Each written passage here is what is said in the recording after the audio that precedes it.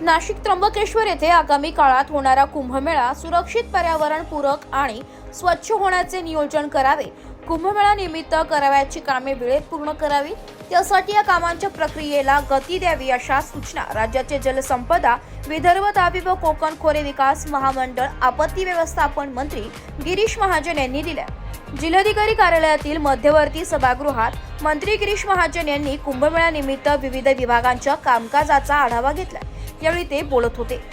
यावेळी आमदार देवयानी फरांदे, विभागीय आयुक्त डॉक्टर प्रवीण गेडाम, पोलीस महानिरीक्षक दत्तात्रय कराळे, पोलीस आयुक्त संदीप कर्णिक, जिल्हाधिकारी जलज शर्मा, महानगरपालिका आयुक्त मनीषा खत्री, जिल्हा परिषदेच्या मुख्य कार्यकारी अधिकारी आशिमा मित्तल, सार्वजनिक बांधकाम विभागाचे अधीक्षक अभियंता अरुंधती शर्मा, पोलीस अधीक्षक विक्रम देशमाने, सहाय्यक जिल्हाधिकारी ओमकार पवार, अप्पर पोलीस अधीक्षक आदित्य मिरखेलकर, त्र्यंबकेश्वर नगर परिषदेच्या मुख्याधिकारी डॉक्टर श्रेया देवचक्के आदींसह विविध विभागांचे प्रमुख उपस्थित होते.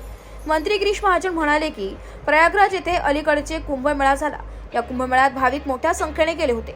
या पार्श्वभूमीवर नाशिक त्र्यंबकेश्वर येथे होणारा कुंभमेळा सुरक्षित, पर्यावरणपूरक होण्यासाठी आतापासूनच उपाययोजना कराव्यात. तसेच भाविकांसाठी कार्यान्वित करण्यात येणाऱ्या सोयी सुविधांची कामे वेळेत होतील याची दक्षता घ्यावी.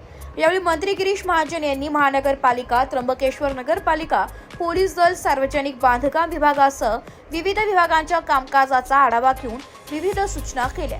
विभागीय आयुक्त डॉक्टर गेडाम, जिल्हाधिकारी श्री शर्मा यांनी कुंभमेळ्यानिमित्त सुरू असलेल्या कामांची माहिती दिली आहे. ब्युरो रिपोर्ट, नाशिक लोकशाही न्यूज, नाशिक.